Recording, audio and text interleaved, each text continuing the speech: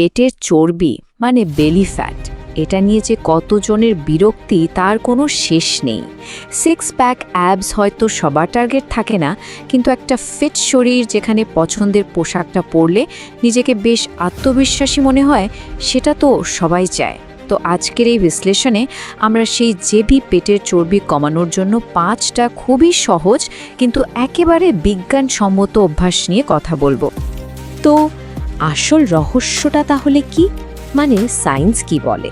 কোনো ম্যাজিক বা মিথ্যে প্রতিশ্রুতির দিকে আমরা যাব না, বরং সরাসরি বিজ্ঞানের গভীরে গিয়ে দেখব যে কোন উপায়গুলো আসলেই কাজ করে। চলুন শুরু করা যাক। তো আজকের এই পুরো আলোচনাটাকে আমরা 4টা ভাগে ভাগ করেছি।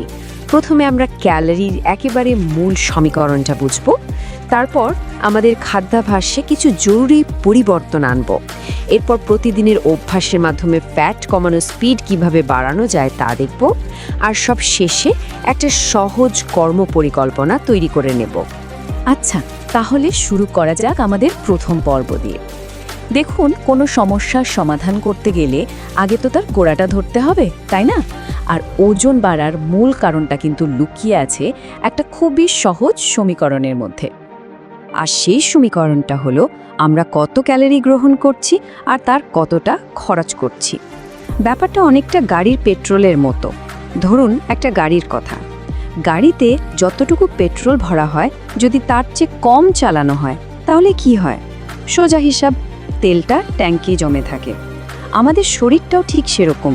হাঁটা, শ্বাস নেওয়া, এমনকি খাবার হজম করার জন্য শরীরের শক্তির প্রয়োজন হয়, আর সেই শক্তি হলো ক্যালোরি।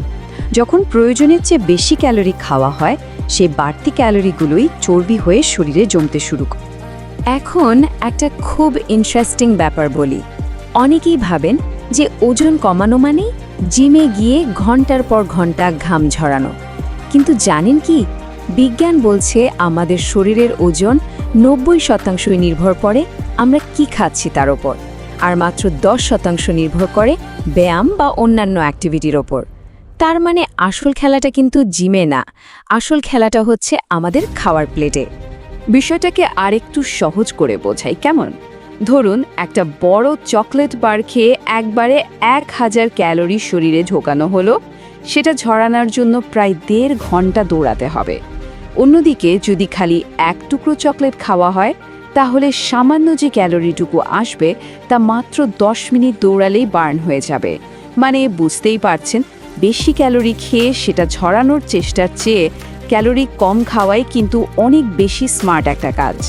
তো যেহেতু খাওয়া দাওয়াই আসল ব্যাপার, চলুন এবার দ্বিতীয় পর্বে যাই। এখানে আমরা 3টি সহজ কিন্তু দারুণ শক্তিশালী অভ্যাস নিয়ে কথা বলবো, যা আমাদের খাওয়ার পুরো পদ্ধতিটাই বদলে দিতে পারে। এই 3টি অভ্যাস কি কি? 1. ধীরে ধীরে খাওয়া। 2.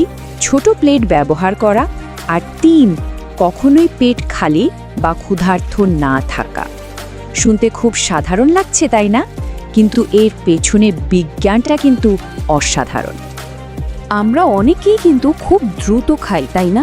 ছোটবেলা থেকে হয়তো শুনে এসেছি তাড়াতাড়ি খা, কিন্তু এখানেই একটা বড় সমস্যা আছে। ব্যাপারটা হচ্ছে আমাদের পেট ভরে গেলেও সেই সিগন্যালটা ব্রেনে পৌঁছাতে প্রায় 20 মিনিটের মতো লেগে যায়।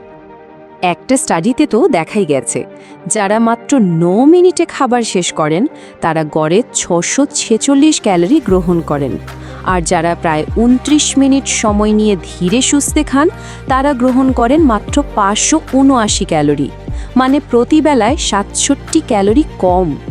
এবার ভাবুন, দিনে 3 বার খেলে প্রায় 201 ক্যালোরি কম শরীরে ঢুকছে, আর এই 201 ক্যালোরি বার্ন করতে কিন্তু প্রায় 20 মিনিট দৌড়াতে হয়। এর পরের আইডিয়াটা তো একটা দারুণ সাইকোলজিক্যাল ট্রিক, মানে আমাদের ব্রেনকে বোকা বানানোর একটা উপায়।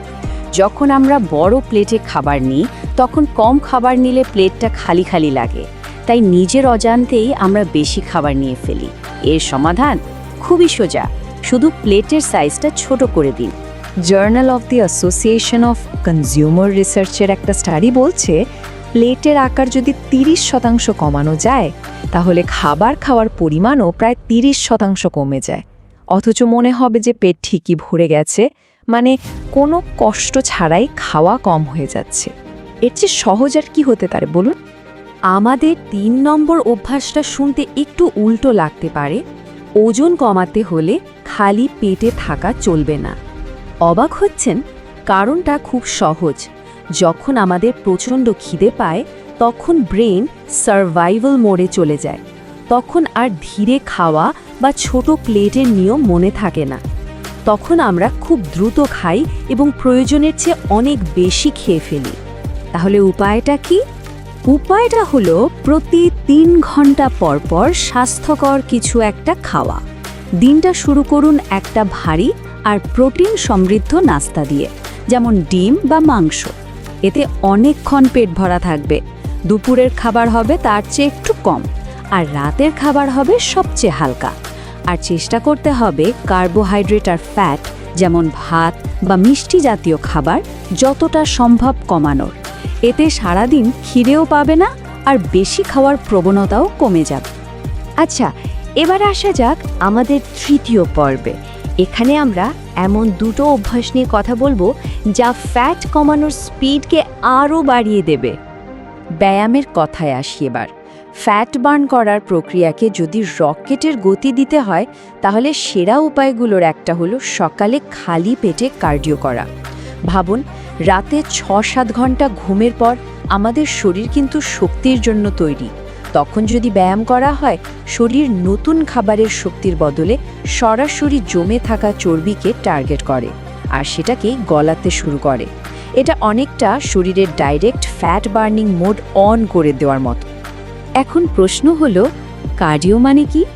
কার্ডিও মানে আসলে যে কোনো কাজ যা হার্ট রেট বাড়িয়ে দেয়। যেমন ধরুন দ্রুত হাঁটা, দৌড়ানো, সাঁতার কাটা বা দড়ি লাফানো।